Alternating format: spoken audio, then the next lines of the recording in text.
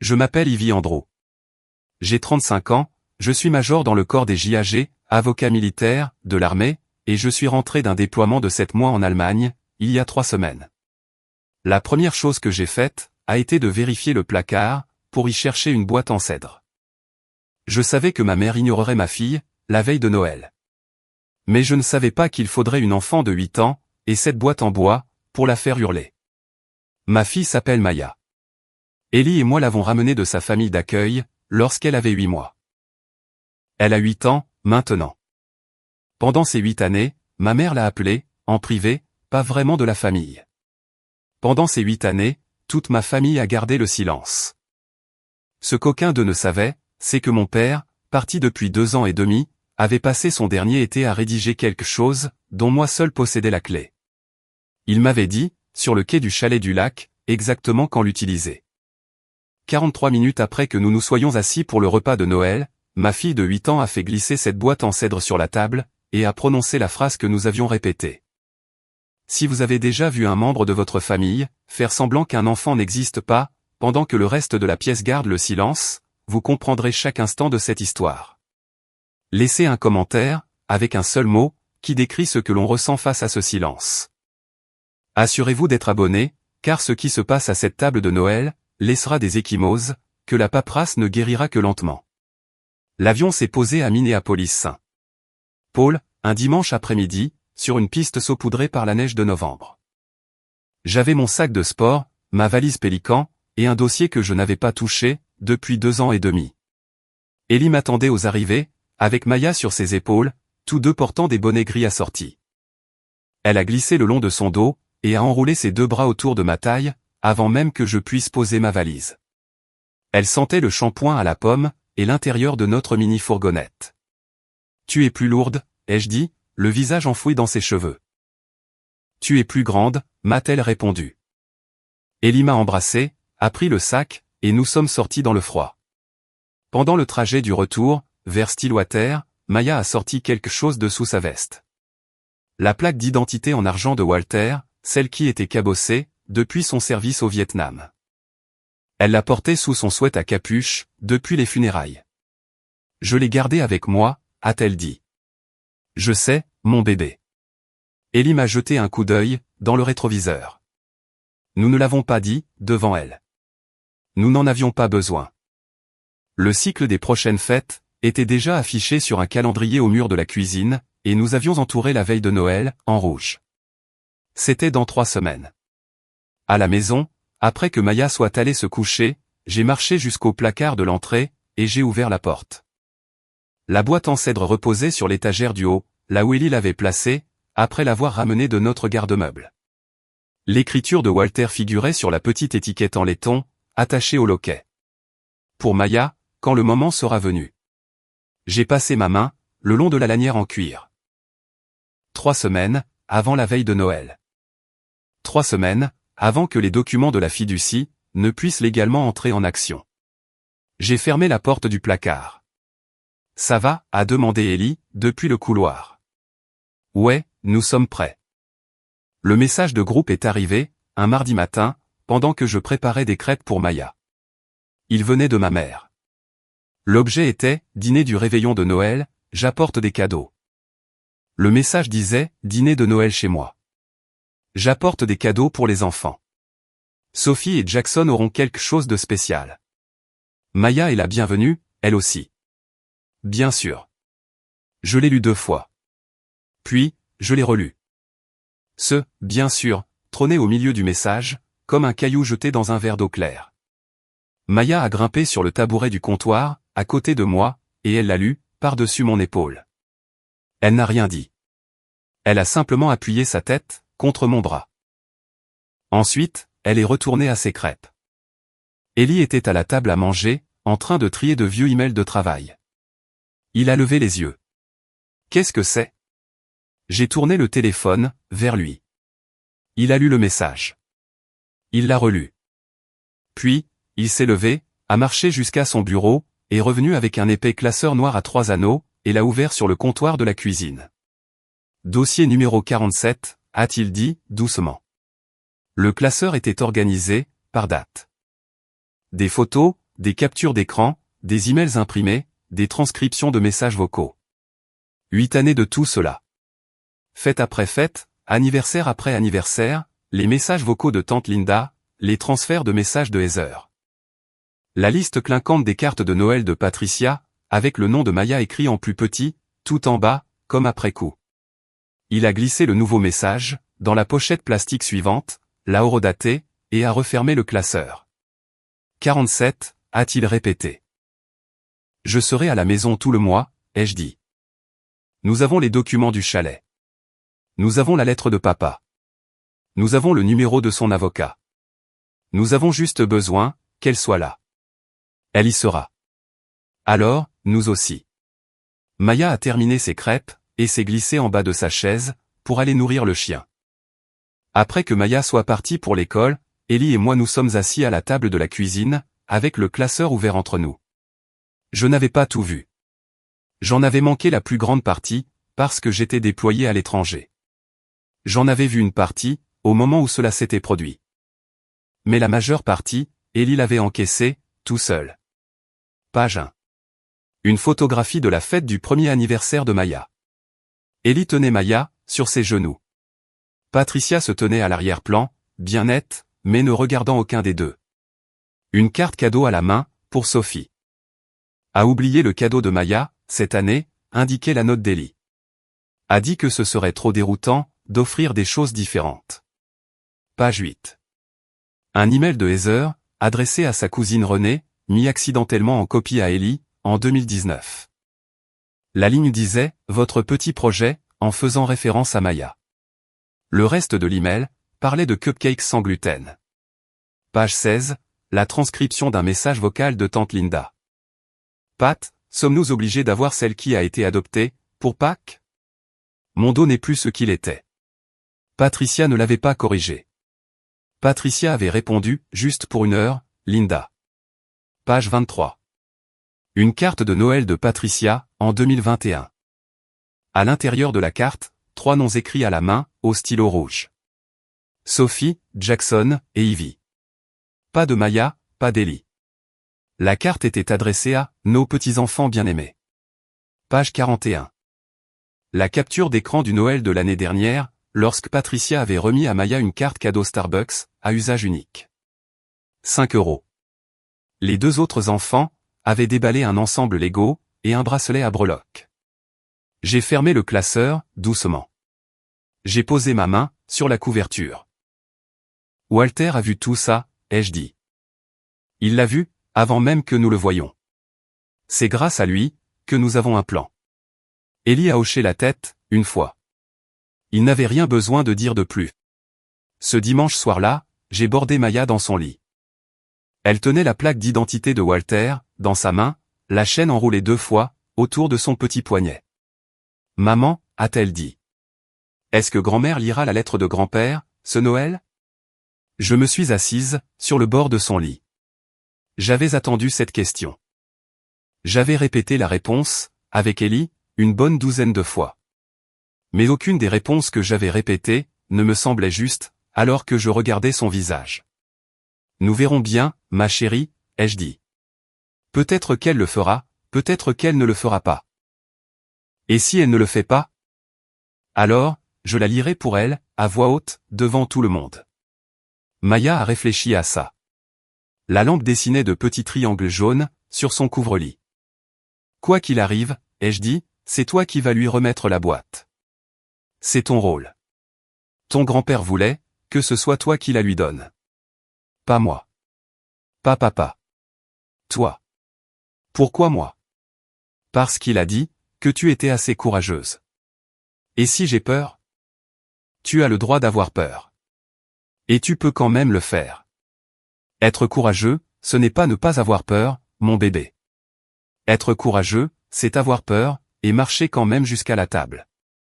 Elle a regardé sa plaque d'identité. Elle l'a retournée, pour que le bord cabossé soit tourné vers le haut. Grand-père avait peur des fois, lui aussi, n'est-ce pas? Plein de fois. D'accord, a-t-elle dit. Je me suis penché. J'ai lissé les cheveux, sur son front. J'ai prononcé la phrase, que je lui disais chaque nuit, depuis qu'elle avait 3 ans. Je te vois, Maya. Grand-père te voyait, lui aussi. Elle a souri de ce petit sourire prudent, qu'elle avait depuis qu'elle était toute petite. Elle a refermé sa main, autour de la plaque d'identité. Elle s'est retournée, pour faire face au mur. J'ai éteint la lampe. Je suis resté debout, dans l'encadrement de la porte, pendant un long moment, avant de descendre. Le matin de la veille de Noël. La neige a commencé à tomber, avant le lever du soleil. À 8 heures, l'allée avait besoin d'être déneigée, et le monde, à l'extérieur de notre fenêtre, ressemblait exactement à ce à quoi les matins de Noël sont censés ressembler, sur les cartes postales, c'est-à-dire rien de comparable à l'intérieur de la maison de ma mère. J'ai étalé mon uniforme de cérémonie, sur le lit. Uniforme bleu de service, ruban bien en place, étiquette patronymique polie, placée sur le côté droit. Andrew. Patricia avait insisté, pour avoir une photo en uniforme, pour l'album de famille, chaque année, depuis que j'étais passé capitaine. Elle n'en avait jamais exposé aucune. Je ne lui demandais plus de le faire, désormais. J'ai porté l'uniforme quand même, parce que Walter l'aimait, et parce qu'aujourd'hui, l'uniforme allait avoir de l'importance. Devant le miroir, j'ai glissé la plaque d'identité en argent de Walter, à l'intérieur de mon col. Le bord cabossé reposait, chaudement, contre ma peau. J'ai fermé le deuxième bouton par-dessus. Maya est entrée, portant la robe en velours rouge qu'Ellie lui avait confectionnée, avec des collants blancs, et ses petites chaussures Mary-Jane noires. Ses cheveux étaient coiffés, en 2 tresses françaises. Elle portait la vieille montre de Walter, à son poignet gauche, réglée sur la mauvaise heure exprès, parce qu'elle l'aimait comme ça. Tu ressembles à la maman d'un film de Noël, m'a-t-elle dit. Tu ressembles à toi, lui ai-je répondu. Ellie se tenait dans l'encadrement de la porte, en costume cravate, affichant un sourire tranquille. La boîte en cèdre était déjà dans la voiture, sous le siège de Maya. Il a hoché la tête. Il a embrassé le front de Maya. Il a embrassé le mien. On y va, a-t-il dit. On dîne. On reste calme.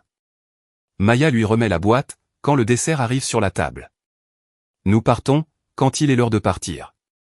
Bien reçu. Maya, qui avait grandi au rythme des cadences de l'armée, nous a fait un petit salut militaire, à tous les deux.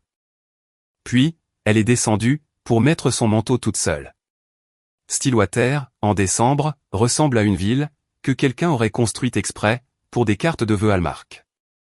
Des devantures en briques, des lumières blanches enroulées autour des lampadaires, et la rivière, gelée sur les bords. La maison de ma mère, se trouvait dans une rue adjacente, à 4 pâtés de maisons de Main Street. Une maison victorienne à 2 étages, avec un porche enveloppant, qu'elle avait repeint 3 fois, depuis la mort de Walter, et à chaque fois, d'une couleur que Walter aurait détestée. L'allée était pleine, lorsque nous nous sommes garés. Le SUV de Heather, le pick-up de David, la vieille Buick de tante Linda, avec le chapelet accroché au rétroviseur. La lumière du Porsche était allumée. La couronne sur la porte était neuve, faite de sapin baumier frais, ornée d'un ruban doré, et d'une clochette en laiton, tout en bas, qui tintait lorsque la porte s'ouvrait. Ellie s'est garée, derrière la Buick de tante Linda. Je suis resté assise une seconde, sur le siège passager. Maya était à l'arrière, tenant la boîte en cèdre sur ses genoux, les 2 mains posées à plat, sur le couvercle. On est bon, a demandé Ellie. On est bon. Nous sommes sortis. Maya portait la boîte en cèdre, comme s'il s'agissait d'un plat couvert, exactement comme Walter le lui avait appris. Ellie a tenu la porte. La clochette a tinté, alors que nous entrions. Patricia est venue à notre rencontre, dans le hall d'entrée. Elle a d'abord pris Heather dans ses bras, même si Heather était déjà là, depuis 2 heures. Elle a embrassé les cheveux de Sophie. Elle a donné une petite tape sur la tête de Jackson. Elle s'est tournée vers moi, et m'a offert un demi-sourire crispé, le genre de sourire qui n'atteint pas les yeux. Ivy, tu as l'air mince. Salut, maman. Elle a regardé par-delà Maya. Elle l'a ignoré, comme si Maya était un manteau, que quelqu'un aurait accroché à la mauvaise patère. Oh, a-t-elle dit, tu l'as amené. Bien sûr. Maya n'a pas bronché. Elle avait déjà vécu cela. Elle a posé la boîte en cèdre par terre, près de ses bottes. Entrez. Nous en sommes déjà au biscuit. La cuisine sentait le beurre, le clou de girofle, et la pavlova de Noël, que ma mère prépare chaque année, uniquement parce que tante Linda l'avait un jour complimenté, en 1996. Sophie et Jackson étaient déjà au comptoir, avec des biscuits. Patricia avait préparé 3 petites assiettes portant leur nom. Il n'y avait pas d'assiette pour Maya. Ellie a tranquillement pris une 4e assiette, dans le placard, et l'a posée à côté de la mienne. Il y a mis 2 biscuits. Il a fait un signe de tête à Maya. Elle a grimpé sur le tabouret, entre nous deux. Je me suis appuyé contre l'encadrement de la porte, et j'ai fait semblant de regarder les décorations, sur la fenêtre de la cuisine. De là, je pouvais entendre Patricia et tante Linda, près de la cuisinière. Pat. Tante Linda était en train de dire, « Écoute, tu n'as pas besoin de faire d'histoire, pour Maya. Elle n'est pas vraiment de la famille, Pat. C'est toi qui l'as si bien dit. » Patricia a ri, une seule fois, doucement. Linda, eh bien, c'est toi qui l'as dit. Je ne fais que te citer. Heather est passée par là, avec un plat à gratin. Elle n'a pas réagi. Elle avait forcément entendu. La cuisine est de la taille d'un couloir. La mâchoire d'Ellie s'est contractée. Il ne s'est pas retourné. Il n'a rien dit. Il a pris l'assiette de biscuits, et est retourné auprès de Maya, avec. J'ai senti ma poitrine devenir très calme. De la façon dont elle se calme, juste avant une déposition. J'avais entendu des versions de cette phrase, pendant 8 ans, à travers des captures d'écran, à travers le classeur d'Ellie, à travers les fêtes d'anniversaire maladroites de Maya. Mais je ne l'avais jamais entendu sortir de la bouche de Linda, en temps réel, alors que ma fille se trouvait à moins de 4 mètres de là. Maya regardait la neige, par la fenêtre. Elle avait entendu. Je pouvais le deviner, à la légère crispation de sa mâchoire. Elle n'a rien dit. Elle a mordu dans son biscuit en pain d'épices, par le bord, d'abord. Elle mangeait toujours les bords en premier. C'était Walter qui le lui avait appris. J'ai attendu. Nous avions un plan. Patricia nous a appelés pour le dîner, à 18h30. La salle à manger avait été dressée, de la manière dont Walter avait l'habitude de la dresser, avant sa mort, avant que Patricia ne la repeigne. Un chemin de table vert et or, 12 couverts, des bougies brûlant dans les bougeoirs, que Walter avait façonné sur son tour, en 1987. Patricia avait assis Sophie à sa droite, et Jackson à sa gauche, tante Linda de l'autre côté de Sophie, et Heather et David en face d'eux. Il y avait 2 chaises vides, à l'extrémité près du mur, et une chaise pliante, à la table de jeu des enfants, dans le coin, où ma mère avait disposé une assiette en carton du Père Noël, et une brique de jus de fruits. Maya a regardé la table de jeu. Puis, elle m'a regardé. Ellie était déjà en mouvement. Il a pris la chaise pliante dans le coin, l'a transportée à travers la pièce, et l'a posée entre sa place et la mienne. Il a pris l'assiette en carton, et la brique de jus, et les a également apportées.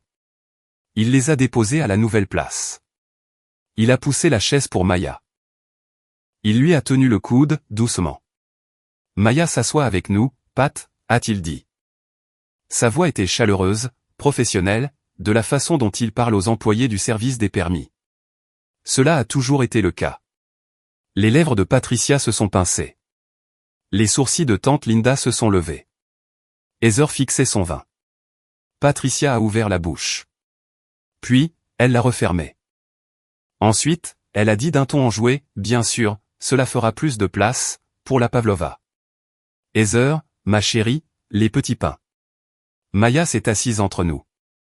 Ellie a déplié sa serviette, sur ses genoux. La boîte en cèdre a été placée sous sa chaise. Ses bottes touchaient la lanière en cuir. Elle n'a pas levé les yeux.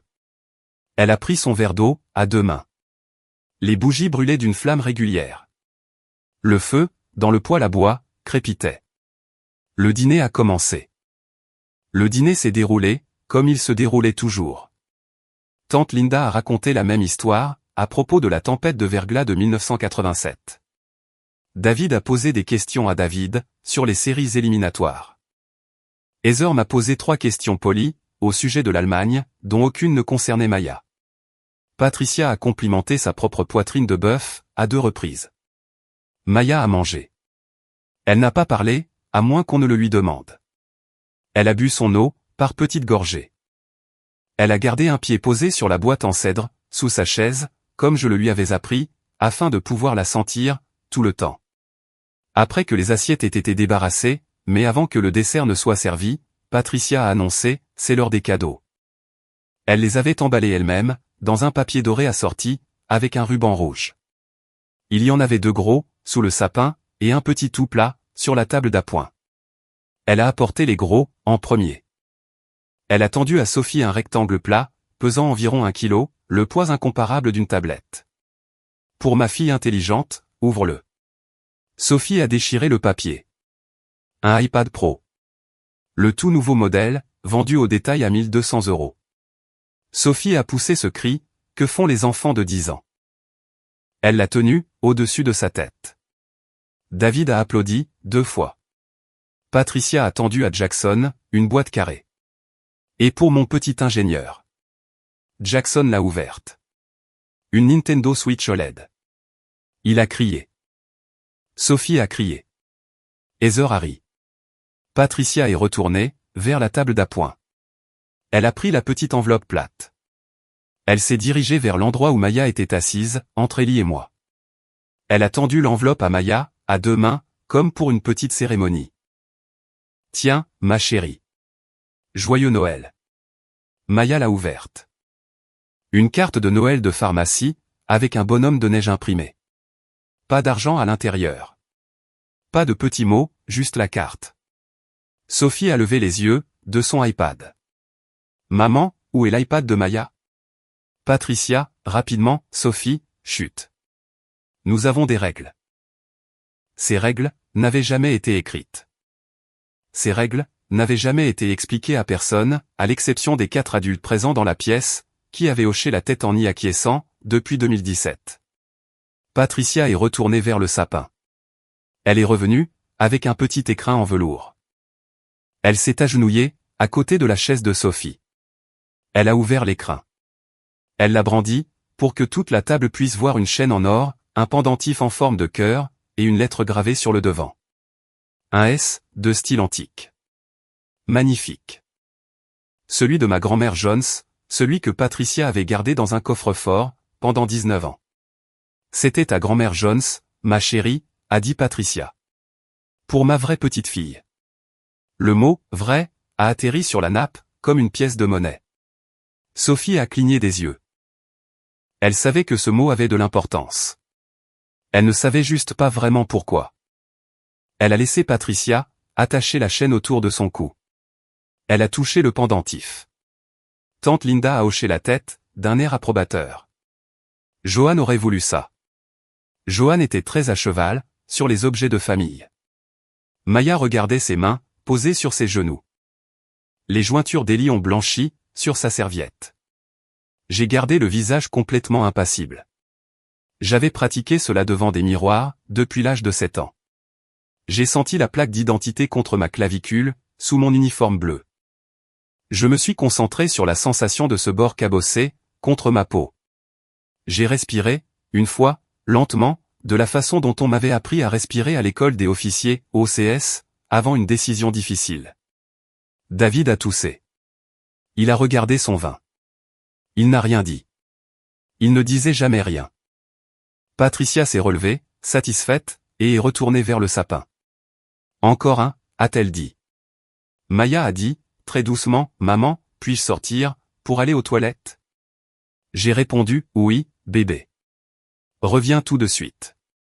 Elle a glissé de sa chaise. Elle a laissé la boîte en cèdre, sous la chaise. Pendant que Maya était aux toilettes, Patricia a sorti le dernier cadeau, une petite enveloppe blanche. Elle l'a tendue à Jackson. Pour tes économies, mon petit bonhomme intelligent, a-t-elle dit. De la part de grand-mère, et de tante Linda. Jackson l'a ouverte. 5 billets de 100 €, tout neufs, sortis de la banque le matin même. Jackson a dit, ouah. Il a regardé l'argent. Il a regardé sa mère. Heather a souri à pleines dents. Dis merci, Jacques. Merci, grand-mère. Merci, tante Linda. Tante Linda a ri. Ne dépense pas tout en bonbons. Il va le dépenser en Pokémon, a dit David.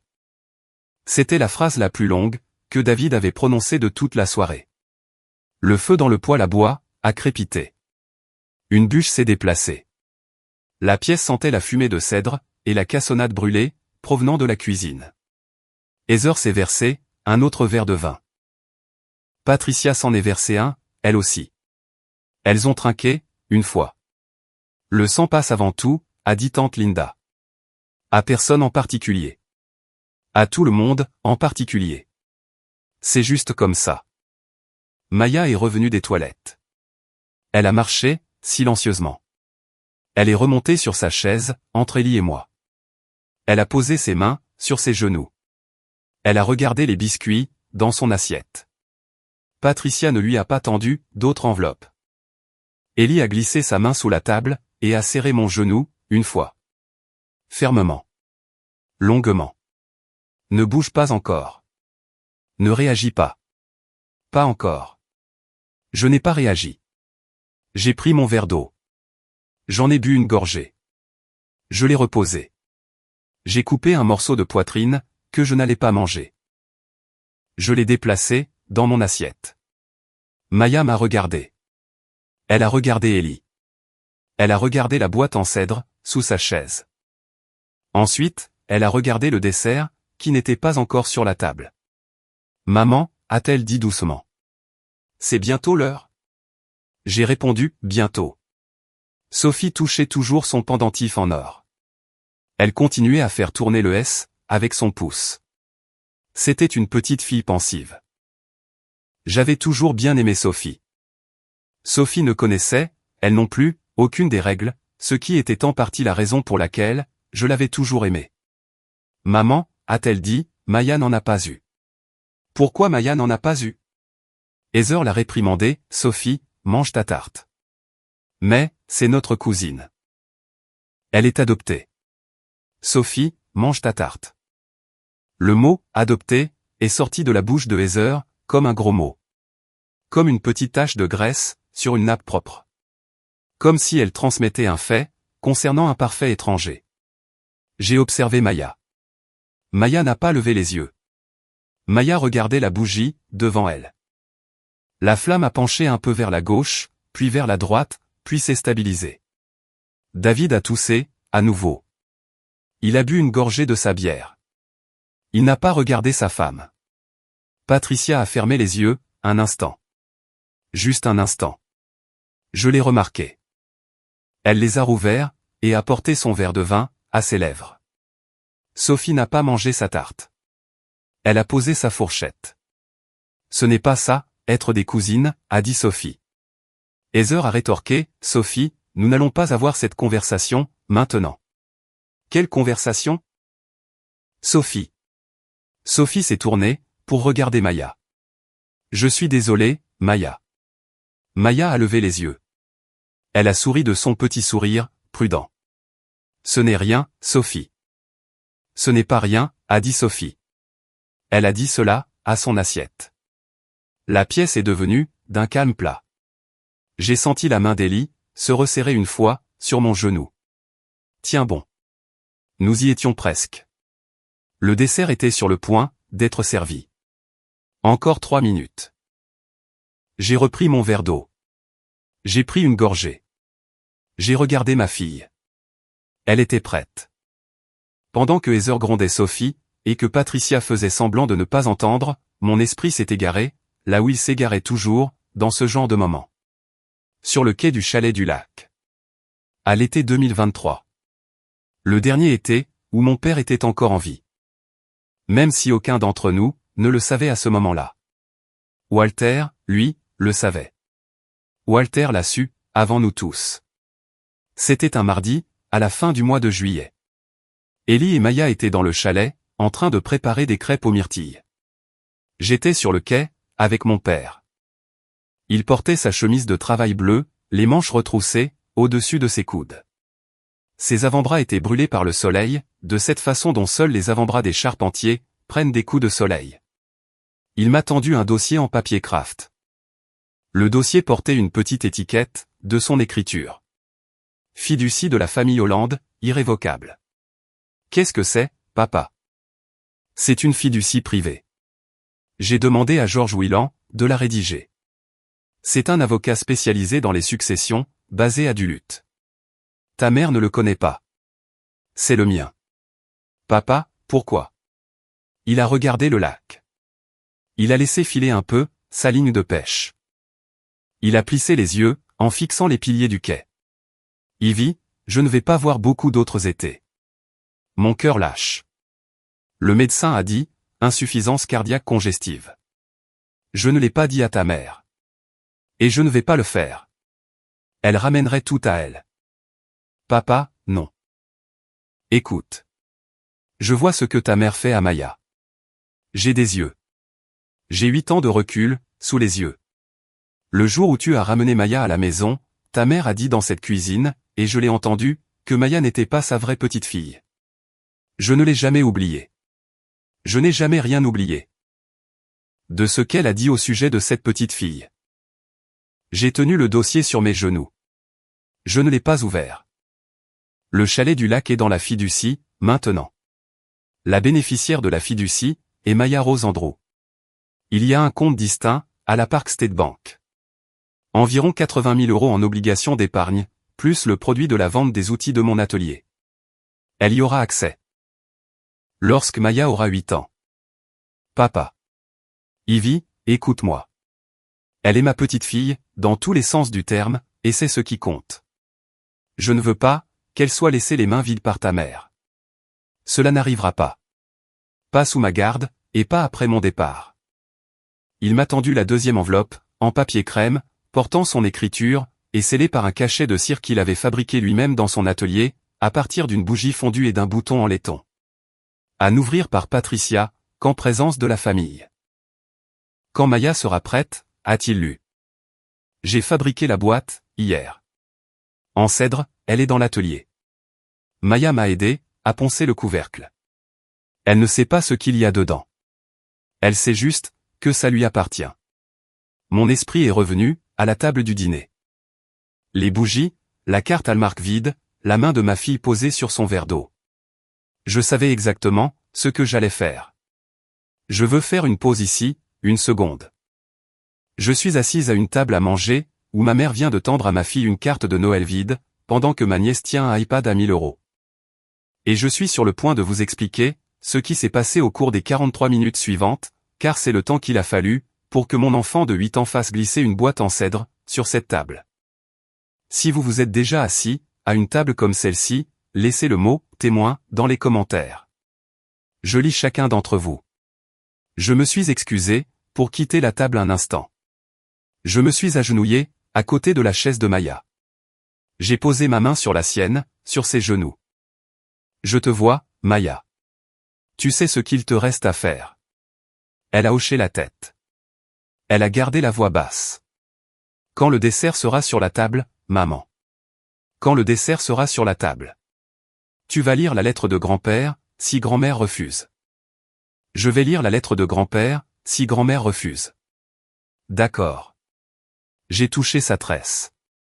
Je me suis relevé. Je suis retourné à ma place.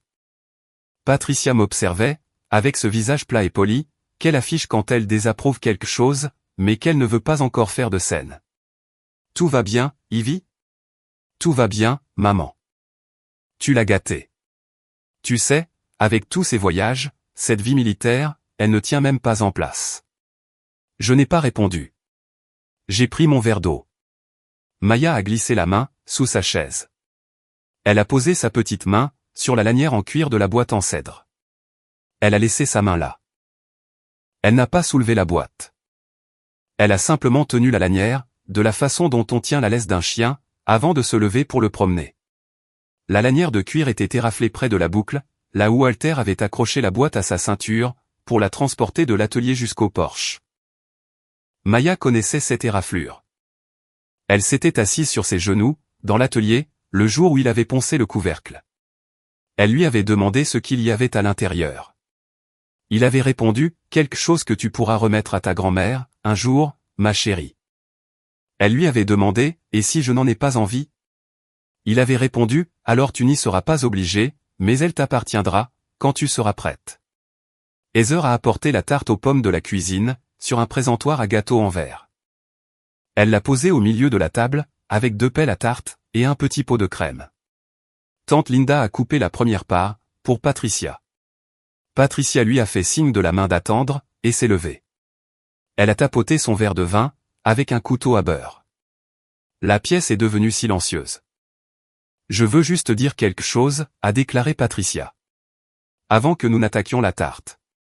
Elle a regardé autour de la table. Elle a souri à Sophie. Elle a souri à Jackson. Elle a souri vaguement, par-delà Maya. La famille, c'est tout ce qui compte, a-t-elle dit. Walter, paix à son âme, avait l'habitude de le dire tout le temps. La famille, c'est le sang. C'est ce qu'il disait. Sophie, Jackson, vous êtes mon cœur. Vous le serez toujours. Et nous ne faisons pas les choses à moitié, dans cette famille. Nous donnons ce que nous pouvons. Nous donnons.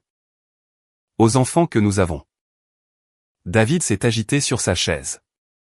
Il a regardé son assiette. Les yeux de Heather brillaient un peu trop, à cause du vin. J'ai posé ma main, sur celle de Maya. Elle m'a laissé faire. Ellie a silencieusement attrapé son téléphone, ouvert l'application de mémo vocal, et appuyé sur enregistrer. Il a posé le téléphone sur la table, entre lui et moi, face vers le bas, le microphone dirigé vers Patricia. Il m'avait dit, qu'il allait faire ça. Je lui avais dit, de le faire. Walter disait toujours que la famille, c'était le sang, a répété Patricia. J'y pense beaucoup. J'y pense à chaque Noël. Elle a levé son verre. Aux enfants, a-t-elle dit. Heather a levé son verre. Tante Linda a levé son verre. David a levé le sien. Je n'ai pas levé le mien. Ellie n'a pas levé le sien. Maya n'a pas levé son verre d'eau. Elle regardait ses mains. Patricia a bu. Patricia s'est assise. Elle semblait satisfaite d'elle-même. Elle a fait passer la tarte. Heather a servi Sophie. Tante Linda a servi Jackson. Heather a servi David. David a servi Heather. Patricia s'est servie, elle-même. Personne n'a servi Maya. Ellie s'est levée en silence, a pris une assiette propre sur le buffet derrière nous, a coupé lui-même une part pour Maya, et l'a posée devant elle. Il a ajouté une petite cuillerée de crème par-dessus, car elle aimait la crème. Il a fait tout cela, sans prononcer un seul mot. Patricia le regardait. Elle n'a rien dit non plus.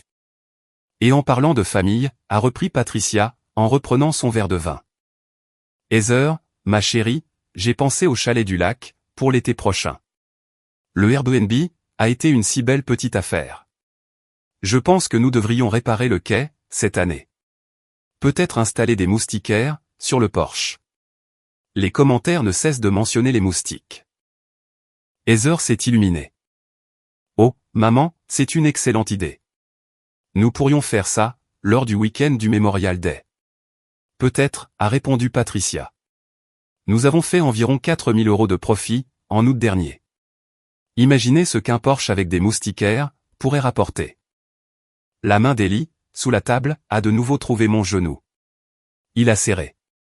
Il ne m'a pas regardé. Patricia était en train de dire, à tout le monde autour de la table, avec une apparente insouciance, qu'elle avait transformé le chalet du lac de mon père, en propriété locative.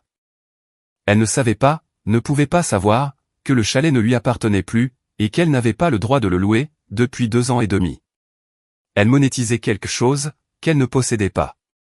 Elle le monétisait devant l'enfant de 8 ans, qui en était la propriétaire. Ellie m'a regardé. J'ai regardé Maya. Maya a regardé la boîte en cèdre. La tarte était sur la table. C'était l'heure. J'ai fait un infime signe de tête, à Maya. Elle a posé sa fourchette. Elle s'est essuyé la bouche avec sa serviette, comme Ellie le lui avait appris. Elle a plié la serviette une fois, et l'a posée à côté de son assiette. Elle a glissé en bas de la chaise pliante. Elle s'est penchée en dessous, et a soulevé la boîte en cèdre, à 2 mains. C'était plus lourd, que ce dont elle avait l'habitude. Elle l'a tenue, serrée contre sa poitrine. La lanière de cuir se balançait. Elle a marché. Elle a parcouru le long chemin, autour de la table à manger, passant devant Heather, devant David, devant tante Linda.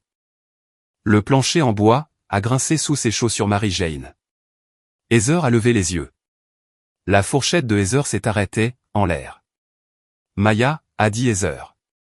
Qu'y a-t-il, ma chérie? Qu'est-ce que tu fais? Maya n'a pas répondu. Elle est passée devant Heather. Elle est passée devant tante Linda. Elle s'est arrêtée en bout de table, là où Patricia était assise, avec son vin, sa tarte, et son sourire satisfait. Elle a posé la boîte en cèdre sur la table, devant Patricia. Elle l'a fait glisser sur les 15 derniers centimètres, avec ses deux mains, jusqu'à ce que le bord avant de la boîte touche le bord de l'assiette de Patricia. Elle a gardé ses mains sur la boîte, un instant. Puis, elle a lâché prise. Elle a mis les bras le long du corps, de la façon dont Walter lui avait appris à se tenir au garde à vous. Elle a levé le menton, juste un peu. La pièce était très silencieuse. Le feu a crépité une fois, dans le poêle à bois. Les bougies ont vacillé. Maya a dit, d'une voix qui était fluette, mais claire, « Grand-mère, maman m'a dit de te donner ceci, si jamais tu m'ignorais encore une fois. » Patricia a fixé la boîte. Puis elle a fixé Maya. Puis elle m'a fixé. Tante Linda a laissé échapper un petit rire surpris. Oh, est-ce une sorte de jeu? Ce n'était pas un jeu. La voix de Patricia était toute petite. Qu'est-ce que c'est? Maya ne lui a pas répondu. Elle avait dit sa réplique. On lui avait dit de ne rien dire d'autre. Elle avait répété cela avec nous, pendant 3 semaines. Elle se tenait au garde à vous, près de la tête de table, le menton levé, les mains le long du corps. Tante Linda a ri de nouveau, mais le rire s'est éteint sur ses lèvres. Qu'est-ce que... Pat? Que fait l'enfant? Est-ce que ça a été répété? Heather a demandé, maman, qu'est-ce que c'est? David a dit, Pat, c'est quoi, ça? Sophie a posé son iPad, face vers le bas sur sa serviette, et s'est penchée en avant. Jackson n'a pas levé les yeux. Patricia n'a pas bougé les mains. Elle a regardé la boîte en cèdre. Elle a regardé l'étiquette en laiton, attachée au loquet. L'étiquette disait, pour Maya, quand le moment sera venu. Elle a reconnu l'étiquette en laiton. Elle a reconnu l'écriture de Walter, dessus. Je l'ai regardée, la reconnaître. J'ai vu les couleurs, déserter ses joues. Ivy, a-t-elle dit, très bas. Qu'est-ce que c'est? C'est pour toi, maman, ai-je dit, de la part de Maya. Ouvre-le, Ivy. Ouvre-le, Patricia. Je ne l'ai pas appelée maman, cette fois-là. Je ne l'ai plus appelée maman, à partir de ce moment-là, dans cette pièce, pour le reste de la nuit. Elle a posé sa main, sur le loquet. Sa main tremblait, très légèrement. Le loquet en laiton a fait un petit bruit sec. Pat. Tante Linda a dit, Pat, tu n'es pas obligé d'ouvrir ça. Quoi que ce soit. Linda, ai-je dit, tais-toi. Linda m'a regardé. Je n'avais jamais utilisé ce ton-là, avec elle. J'ai soutenu son regard, de la façon dont on soutient le regard d'un témoin, lors d'un contre-interrogatoire. Elle a fermé la bouche. Patricia a ouvert le loquet. Le couvercle a grincé. L'odeur du cèdre s'est élevée, hors de la boîte. Walter l'avait verni 3 fois, avec l'huile de lin qu'il gardait dans son atelier. L'odeur était indubitable, et Patricia l'a reconnue. J'ai vu la reconnaissance traverser son visage. À l'intérieur de la boîte, soigneusement rangée, il y avait 3 choses. Au-dessus, un dossier en papier craft étiqueté de l'écriture de Walter, fiducie de la famille Hollande, irrévocable, exécuté le 14 juin 2023. En dessous, un deuxième dossier étiqueté, bénéficiaire, Maya Rose Andrew. Encore en dessous, une enveloppe crème scellée, avec un petit cachet de cire, que Walter avait fabriqué lui-même à partir d'un bouton en laiton. Et au-dessus de tout cela, appuyé contre l'intérieur du couvercle, une photographie d'X15. Walter, brûlé par le soleil, dans sa chemise de travail bleue, les manches retroussées. Il était assis sur le quai, au chalet du lac. Maya avait 2 ans. Elle était assise, sur ses genoux. Ils souriaient tous les deux, à pleines dents. Maya avait la main, sur sa barbe. Patricia a vu la photographie, en premier. Elle a émis un petit son, pas un mot. Une petite inspiration. Elle a tendu la main vers la photo, et s'est arrêtée. Elle ne l'a pas prise. Sa main a plané au-dessus. Walter, a-t-elle dit, comme une question. Oui, ai-je répondu. Elle m'a regardé. Pendant un instant, son visage n'était pas en colère. Pendant un instant, son visage exprimait autre chose. De la perplexité, peut-être, de la reconnaissance, peut-être. Puis, son visage s'est de nouveau durci. Elle a pris le premier dossier Kraft. Elle l'a ouvert. Le document de fiducie faisait 18 pages. Elle a lu la première page. Elle a lu la deuxième page. Elle est arrivée à la page qui listait le chalet du lac, sous la rubrique « Bien en fiducie ». Elle a inspiré brusquement. Elle n'a pas expiré.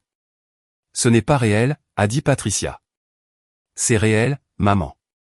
Ce n'est pas légal. C'est légal. C'est. Ivy. C'est une sorte de mauvaise blague. Une sorte de. Walter ne ferait jamais. Il l'a fait. Maman, regarde la signature. Elle a regardé la signature, à la page 18.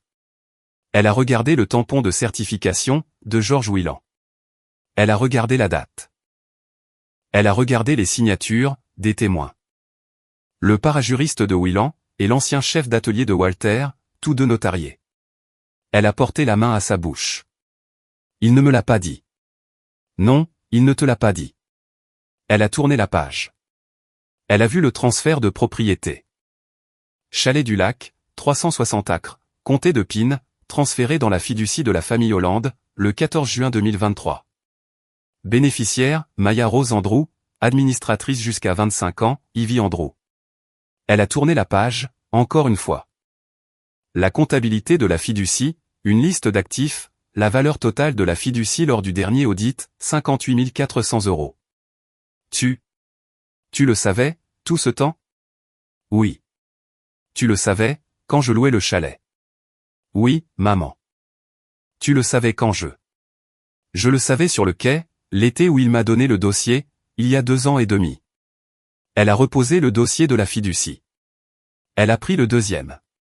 Elle ne l'a pas encore ouvert. Elle a pris l'enveloppe crème. Elle a regardé le seau de cire. À n'ouvrir par Patricia, qu'en présence de la famille, quand Maya sera prête, a-t-elle lu à voix haute, d'une voix très plate. Tante Linda a chuchoté, Pat, ne fais pas ça. Patricia a regardé sa sœur. Puis, elle a regardé l'enveloppe. Ensuite, elle m'a regardé. Ses mains tremblaient, maintenant. Elle a brisé le seau de cire. Elle a déplié la lettre. L'écriture de Walter remplissait toute la page, recto et verso. Patricia a lu en silence. Ses lèvres ont remué, légèrement. Ses yeux sont descendus, le long de la page. Son visage est devenu blanc. Pas pâle. Blanc.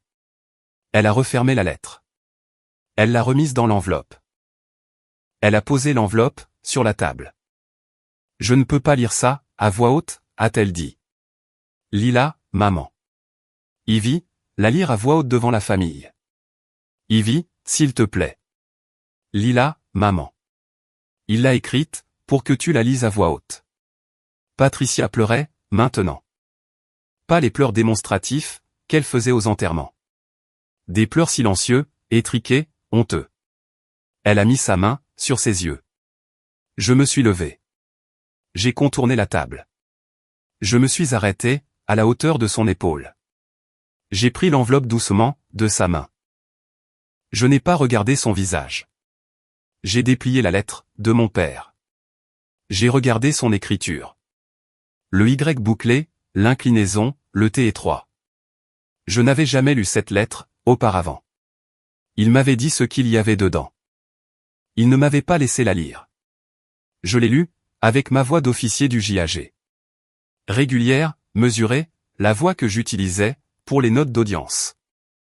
Patricia, j'écris ceci en juillet 2023, l'été où j'ai appris que mon cœur lâchait. Je sais depuis 40 ans, que tu juges les gens avec le mauvais étalon. Tu les juges par le sang, par le nom, par le fait de savoir, s'ils ont écouté ta mère en 1968. Tu ne les juges pas par ce qu'ils font. Par qui ils aiment, ou par la façon dont ils sont présents. Je t'ai pardonné beaucoup de choses, au cours de nos 40 années de mariage. Je t'ai pardonné la façon, dont tu as traité notre fille Ivy, lorsqu'elle s'est engagée. Je t'ai pardonné la façon dont tu as traité le premier mari de ta sœur Linda. Je t'ai pardonné la façon dont tu as traité ma mère. J'ai fait une pause. La pièce était complètement silencieuse. J'ai continué à lire. Je ne peux pas te pardonner, pour notre petite fille Maya. J'ai gardé une voix stable. J'avais lu des choses bien pires, à voix haute, dans des pièces bien pires. Depuis le jour où Ivy et Ellie l'ont portée dans notre maison, tu as décidé qu'elle n'était pas la tienne. Je t'ai regardé prendre cette décision. Je t'ai regardé la prendre dans notre cuisine, en me tournant le dos, alors que tu pensais que je ne pouvais pas t'entendre. Tu as dit qu'elle n'était pas vraiment de la famille. Je ne l'ai jamais oublié. Je n'ai jamais rien oublié de ce que tu as dit au sujet de cette petite fille. Tante Linda a mis une main sur sa bouche. Tu l'as ignorée à son premier anniversaire. Tu l'as ignorée à son baptême. Tu as envoyé une obligation d'épargne à Sophie et un livre de coloriage à Maya. Tu as dit à ma belle-sœur Doreen, lors d'un barbecue en 2019, que tu la tolérais. Je t'ai entendu. J'étais de l'autre côté de la clôture. Avec les chiens. David a baissé sa bière. J'écris ceci, ai-je lu, parce que je ne pense pas que tu vas changer. J'ai passé 2 ans à espérer. J'ai passé 2 ans à te montrer des photos d'elle, sur mon téléphone, en espérant. Je ne crois pas que mon espoir me survivra. Alors, j'ai fait ce que j'aurais dû faire. En 2017. J'ai placé le chalet du lac dans une fiducie pour Maya. J'ai placé mes obligations de retraite dans la fiducie pour Maya. J'ai placé le produit de la vente de mes outils d'atelier dans la fiducie pour Maya. La fiducie est irrévocable. Elle ne peut pas être annulée. Tu ne peux pas la contester au tribunal. George Willan s'en est assuré. J'ai tourné la page. Elle est ma petite fille, dans tous les sens du terme, et c'est ce qui compte. J'ai laissé la phrase flotter dans l'air. Si tu lis ceci, Patricia, alors tu as encore une fois échoué envers Maya. Tu l'as ignorée lors d'un jour qui a de l'importance. Alors maintenant, elle a une maison que tu ne peux pas lui enlever. Et ce n'est pas la maison que tu prévois de monétiser. Signe les documents d'audit. Rembourse la fiducie. Regarde l'enfant que tu as refusé de voir. Walter. J'ai plié la lettre. Je l'ai posée délicatement, sur la table, à côté de la boîte en cèdre. Arrêtez-vous un instant, avec moi. Ce que vous venez d'entendre, c'est la voix de mon père. 2 ans et demi, après son enterrement. Je suis une avocate de l'armée. Je me suis tenue devant des cours martiales. Je n'ai jamais eu de moment plus difficile que de lire cette lettre à voix haute, à la table de Noël de ma mère. Si vous avez déjà souhaité que quelqu'un que vous aimiez soit encore là pour dire ce qu'il fallait, laissez un cœur dans les commentaires. Abonnez-vous. Les 8 minutes qui suivent sont le résultat de 5 années de construction. Patricia n'a rien dit pendant un long moment. Sa main était toujours sur ses yeux. Tante Linda a été la première à parler. Pat. Pat. Ma chérie. Il ne pensait pas, il le pensait, Linda, ai-je dit, chaque mot. Il me l'a dit, sur le quai. Il m'a dit ce qu'il allait écrire, avant même de l'écrire. Patricia a retiré sa main de son visage. Elle a pris le dossier de la fiducie. Elle a tourné jusqu'à la page de l'acte de propriété. Elle a regardé le transfert du chalet. Elle s'est tournée vers la clause d'audit. Elle l'a lu. La clause d'audit exigeait de l'administratrice qu'elle récupère tous les revenus générés par les biens de la fiducie, depuis que la propriété y était entrée, c'est-à-dire depuis le 14 juin 2023. Le chalet avait été loué comme propriété de vacances, à partir de l'automne de cette année-là. Patricia avait perçu le loyer. Patricia avait récolté, comme je l'avais calculé 3 mois auparavant avec mon conseiller financier de l'armée, environ 96 000 € de revenus locatifs, sur près de 80 semaines.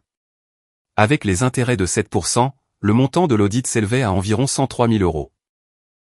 Elle a lu la clause d'audit à 2 reprises. Elle a refermé le dossier. Elle s'est levée si vite que la chaise a raclé en arrière et a heurté le mur. Son verre de vin était dans sa main. Elle ne semblait pas s'en souvenir, tant sa poigne s'était resserrée. Le verre s'est fissuré. Le bruit fut léger, mais tout le monde l'entendit. Une goutte de vin a coulé, le long de son poignet. Il lui a donné le chalet. C'est alors qu'elle a émis ce son.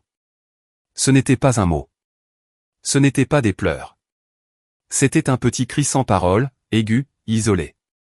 Le son que fait un animal, lorsqu'il fait un faux pas. Il lui a donné le chalet, a-t-elle répété, plus fort, presque comme un cri. Il a donné le chalet à A, elle n'a pas fini sa phrase. Tante Linda était debout, agitant les mains. Pat. Pat, tout va bien. Nous allons régler ça. Il doit y avoir un moyen de. Pat, ce n'est rien.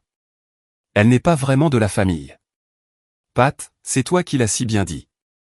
C'est toi qui l'as si bien dit. Nous allons prendre l'avocat. La phrase a atterri dans la pièce, comme une pièce de monnaie tombant dans un verre d'eau calme, pour la deuxième fois de la soirée. Mais cette fois, la pièce était différente. Cette fois, la pièce était attentive. Sophie a couvert sa bouche, de ses deux mains. David s'est tourné, pour regarder sa femme. Son visage, était celui d'un homme qui venait de réaliser, qu'il assistait au mauvais dîner depuis 10 ans. Heather n'a regardé personne. Patricia s'est tournée, lentement, vers sa sœur. Linda. Pat, je dis juste que. Linda, ferme-la. La bouche de tante Linda est restée ouverte. De mémoire d'homme, Patricia ne lui avait jamais parlé de cette façon. Elle a fermé la bouche. Elle s'est assise. Elle n'a pas repris son verre de vin. Je n'ai pas souri. Je n'en avais pas besoin. J'ai regardé Maya. Maya se tenait toujours au garde-à-vous, à côté de la chaise de Patricia, les mains le long du corps, le menton levé. Elle n'avait pas bougé, pendant toute la lecture de la lettre. Elle n'avait pas bronché, au cri. Elle n'avait pas bronché, à la réplique de tante Linda. J'ai regardé ma fille, et j'ai ressenti quelque chose, que mon père voulait probablement que je ressente. Maya, ma chérie, ai-je dit doucement. Viens t'asseoir près de moi. Maya a refait le long chemin, autour de la table. Le plancher en bois, a grincé sous ses Mary-Jane. Tante Linda a refusé de la regarder. Patricia a refusé de la regarder. Heather l'a regardé marcher, à chaque pas. Heather a observé Maya, faire tout le tour de la table. 8 ans de dîner de Noël. 8 ans à couper la tarte de sa propre fille, et pas celle de Maya. 8 ans à hocher la tête, pour approuver sa mère. Le visage de Heather a eu une expression que je n'avais pas vue sur le visage de Heather, depuis très longtemps. Il s'est froissé juste au coin, juste une seconde. Sa bouche a remué, silencieusement. Elle a regardé sa fille, Sophie. Sophie l'observait. La main de Sophie était toujours sur sa bouche. Elle a regardé Maya. Elle l'a vraiment regardée. Maya lui a rendu son regard. Maya a offert le même petit sourire, prudent et poli, qu'elle avait donné lorsque Patricia lui avait tendu la carte vide. Heather ne s'est pas excusée. Heather n'a pas dit un mot. Heather a juste regardé, et puis Heather a baissé les yeux, vers sa tarte. Le moment s'est refermé. Maya s'est assise, entre Ellie et moi. Ellie a posé sa main, sur son épaule. Maya a posé sa main, sur la sienne. J'ai attendu. J'ai attendu, jusqu'à ce que Patricia me regarde à nouveau.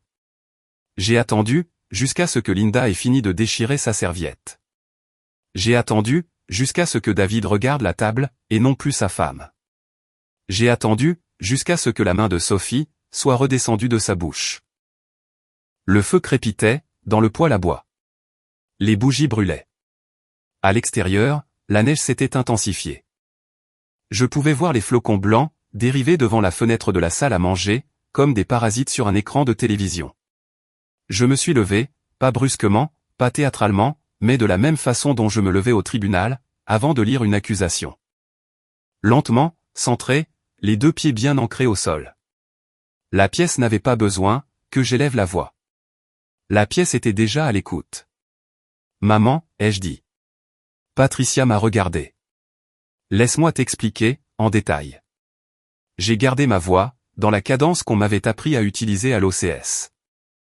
Régulière, mesurée, une phrase par respiration. Aucune emphase, aucune théâtralité. La voix qui signifie que je sais exactement ce que je dis. Et qu'il n'y a aucune partie de cela que je sois en train d'improviser. La fiducie de la famille Hollande est irrévocable. Elle a été exécutée par papa, le 14 juin 2023, avec l'avocat George Whelan, du cabinet Whelan & Son, à Duluth, dans le Minnesota. La fiducie a été dûment attestée, et notariée, par le parajuriste de Monsieur Whelan, et par Russell Pratt. Qui a été le chef d'atelier de papa, pendant 14 ans? Patricia a ouvert la bouche. Je n'ai pas fini, maman. Écoute. Elle a fermé la bouche. La seule et unique bénéficiaire de la fiducie est Maya Rose Andrew. L'administratrice et moi-même, jusqu'à ce que Maya ait 25 ans. Les biens de la fiducie comprennent le chalet du lac, parcelle du comté de Pine numéro 4117-008-00006, soit environ 360 acres sur le lac Big Pine. 80 000 € d'obligations d'épargne du Trésor américain appartenant initialement à papa, ainsi que le produit de la vente de ses outils et équipements d'atelier, déposés sur un compte de fiducie à la Park State Bank. J'ai regardé la table. Le chalet du lac a été transféré, à la propriété de la fiducie, à la date du décès de papa, le 22 octobre 2023. À partir de cette date, tu n'étais plus propriétaire du chalet. Tu n'avais pas l'autorité légale, pour le louer. Tu n'avais pas l'autorité légale pour conserver les revenus de location. Patricia a émis un petit son. J'ai continué. La clause d'audit de la section 7 de la fiducie exige de l'administratrice, c'est-à-dire moi, de recouvrer tous les revenus générés par les biens de la fiducie, plus un intérêt de 7% par an. D'après mes calculs, tu as perçu environ 96 000 € de revenus locatifs. Sur près de 80 semaines. Le montant de l'audit, intérêts inclus, est d'environ 103 000 €. L'audit sera mené par Whelan & Son, à partir du 7 janvier. Tu recevras un avis certifié par courrier, la semaine prochaine. J'ai laissé cela faire son effet. La pièce était d'un calme absolu. Tante Linda tenait sa serviette, contre son visage. Ce n'est pas moi qui demande à récupérer l'argent, maman. C'est la fiducie, qui le demande. Je ne suis que la messagère. Patricia s'est relevée. Elle n'était plus blanche, désormais. Elle était rougeaude. Ses mains tremblaient. Elle m'a pointé du doigt. Puis, elle a pointé Maya. Puis, elle m'a pointé, de nouveau. Tu savais. Tu as su, tout ce temps. Tu m'as laissé. Tu m'as laissé le louer.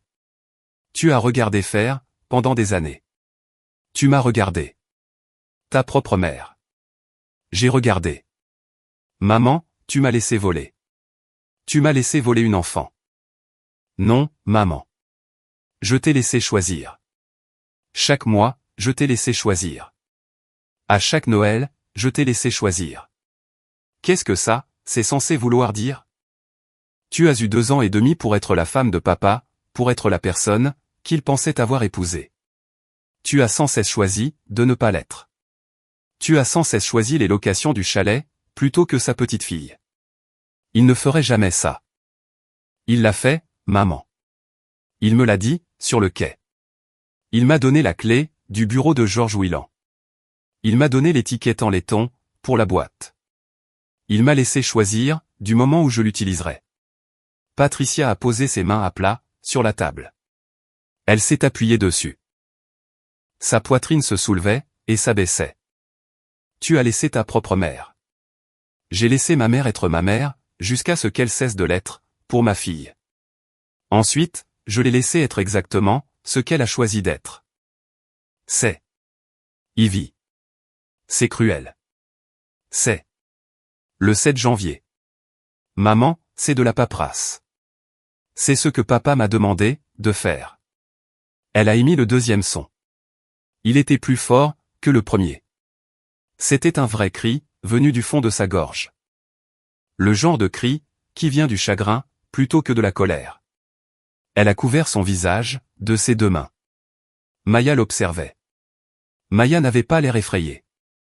Maya a regardé Patricia, de la façon dont Walter avait un jour regardé un cerf blessé, qu'il avait dû abattre derrière son atelier, à l'automne 2009, quand Maya était un bébé, et que j'étais en permission. Ce n'était pas de la satisfaction, sur le visage de ma fille. Ce n'était même pas du pardon. C'était, je pense, le début de la compréhension. J'ai contourné la table, vers Maya. Je me suis agenouillé, près de sa chaise. J'ai lissé sa tresse. La plaque d'identité, sous mon col, a bougé contre ma clavicule. Je te vois, Maya. Elle a levé les yeux, vers moi. Ses yeux étaient secs. Elle avait été prête, pour ça. Nous l'avions répété. Grand-père me voyait, lui aussi. Oui, ma chérie. Il te voyait. Je me suis relevé. Ellie était déjà, sur ses pieds. Il a retiré le manteau de Maya, du dossier de la chaise. Il l'a aidé à l'enfiler. Il a fermé le bouton du haut, sous son menton. Il a ramassé la boîte en cèdre. Il l'a tenue, sous son bras. Il a pris la lettre de Walter, sur la table. Il l'a pliée une fois, et l'a glissée dans la poche intérieure, de sa veste de costume. Je me suis tourné, vers la table. Patricia. Elle ne m'a pas regardé. Patricia, le chalet sera vidé, et les clés rendues à la famille Andrew, avant le 1er juillet. L'audit aura lieu, le 7 janvier. Tu seras notifié, par courrier. Elle ne m'a pas regardé. Linda, n'appelle pas. Pour aucune raison. Pas pour Pâques. Pas pour mon anniversaire. Pas pour l'anniversaire de qui que ce soit. N'écris pas. Ne te pointe pas ici. Tante Linda a hoché la tête, dans sa serviette. Heather. Heather a levé les yeux. Ses yeux étaient humides. Quand Sophie sera plus âgée, plus âgée. Pas l'année prochaine. Lorsqu'elle choisira d'écrire à Maya, elle pourra écrire. D'ici là, tu n'écris pas non plus. Tu n'envoies pas de texto. Tu ne passes pas à l'improviste. Sophie pourra choisir par elle-même. En son propre temps. C'est entre Sophie et Maya. Heather a hoché la tête, une fois. Sophie pleurait silencieusement, maintenant, dans sa serviette. Jackson levait enfin les yeux, de son iPad. David. David a hoché la tête, une fois. Il n'avait jamais été le problème. Il n'avait jamais été non plus, la solution. Il connaissait la différence, et il n'a pas contesté. J'ai pris mon propre manteau. J'ai pris la petite main de Maya. Nous avons marché tous les trois, vers le hall d'entrée. La clochette en laiton de la porte a tinté, lorsqu'Ellie l'a ouverte. L'air froid est entré. Nous sommes sortis, dans la neige. Le SUV a démarré lentement, dans le froid. Ellie l'a laissé tourner au ralenti, 1 minute. Il a allumé le chauffage. Maya était assise, sur son siège rehausseur à l'arrière, la boîte en cèdre sur ses genoux, sa main posée à plat sur le couvercle. Elle n'a rien dit, pendant un moment. Ellie a quitté l'allée de Patricia. Les lumières de Noël, sur la balustrade du porche, se reflétaient sur la neige. La maison est devenue plus petite, dans le rétroviseur. La clochette en laiton de la porte, a tinté une fois, très faiblement, lorsque le vent s'y est pris. Aucun de nous ne s'est retourné. Nous sommes sortis de Stillwater, en direction de l'autoroute 36. La neige était suffisamment épaisse, pour que les lampadaires aient des halos, autour d'eux. Les essuie-glaces faisaient tic-tac. Au bout d'une dizaine de minutes, Maya a demandé, « Maman, est-ce que grand-mère va répondre, par écrit ?»« Probablement pas, ma chérie. »« D'accord. » Elle est restée silencieuse, encore un moment. La chaleur l'a enfin atteinte, sur la banquette arrière. Elle a ouvert la fermeture éclair, de son manteau. Elle a gardé la main, sur la boîte en cèdre. Puis, elle a dit, « J'aime bien le chalet. » Ellie, d'une voix douce, « Bien. Nous irons l'été prochain. » Une autre période de silence. Les essuie-glaces faisaient tic-tac. Le chauffage bourdonnait. Puis, Maya a demandé, « Maman, est-ce que je pourrais amener mon ami Tessa, au chalet ?» J'ai ri. C'était la première fois, que je riais en 3 semaines. J'ai ri plus fort, que je ne l'aurais cru. J'ai dû m'essuyer les yeux. « Oui, bébé, » ai-je répondu. « Tu pourras amener qui tu voudras. C'est ton chalet. » Elle a réfléchi à ça. La neige soufflait, contre le pare-brise. Le tableau de bord brillait, d'une lumière verte. C'est notre chalet, a-t-elle déclaré. Oui, ma chérie. C'est le nôtre. Elle a posé sa joue contre la boîte en cèdre. Elle a fermé les yeux. Au moment où nous avons atteint l'autoroute, elle était endormie, avec sa main toujours posée à plat, contre le couvercle. Ellie s'est penchée, et a pris ma main. Nous n'avons rien dit de plus, pendant tout le reste du trajet du retour. Le mois de mars a été rude, cette année-là, avec 2 tempêtes de neige à une semaine d'intervalle. L'audit a été réglé, vers le milieu du mois. Patricia a payé 103 200 € à la fiducie. Le virement bancaire est arrivé, un mardi à 11 h du matin. George Whelan m'a appelé, depuis son bureau de Duluth, pour me le confirmer. Il avait l'air fatigué. Je l'ai remercié. Patricia n'a pas assisté au concert de printemps de Maya. Je ne l'avais pas invitée. Maya a chanté la partie d'alto sur Ici the Moon, et Ellie l'a emmenée au restaurant pour manger des crêpes, juste après. J'ai dû reprendre l'avion pour Fort McCoy, pour 2 jours, mais j'ai regardé la vidéo 3 fois, dans l'avion. Heather m'a envoyé un court email, en février. La ligne d'objet était vide. Le message tenait en une seule phrase. Je suis désolé, de ne pas l'avoir vu plus tôt. Je n'ai pas répondu. Je l'ai lu 2 fois, et j'ai fermé l'onglet. Tante Linda n'a pas appelé.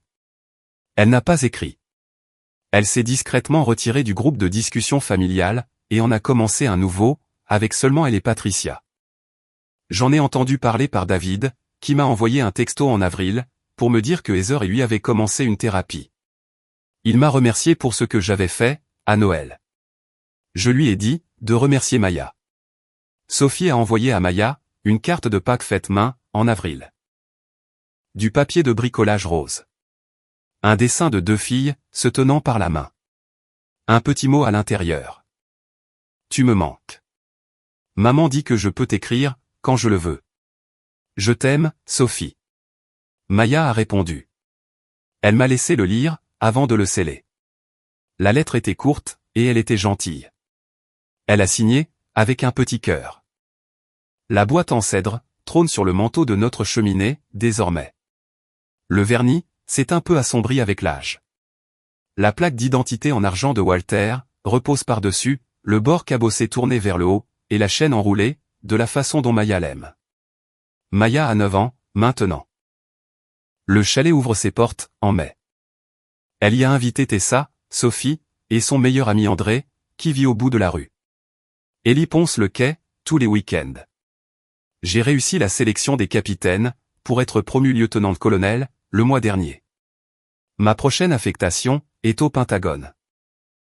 Nous garderons la maison, à Stillwater. Maya veut garder la maison, à Stillwater. J'ai appris une chose de mon père, après son départ, que je ne suis pas sûr d'avoir pu apprendre, d'une autre manière. La famille, ce n'est pas une ligne que l'on trace avec le sang. C'est une chaise que vous installez à la table, à chaque fois, même quand les autres font semblant de ne pas voir qu'elle est là. C'est mon histoire. Une boîte en cèdre. Un père qui voyait clair. Et une enfant de 8 ans, qui savait ce qu'il fallait faire. Si cette histoire vous a rappelé d'installer la chaise, installez-la, dès ce soir. Si vous connaissez quelqu'un qui a besoin d'entendre cela, partagez-le. Laissez un commentaire, abonnez-vous, et je vous dis à la prochaine.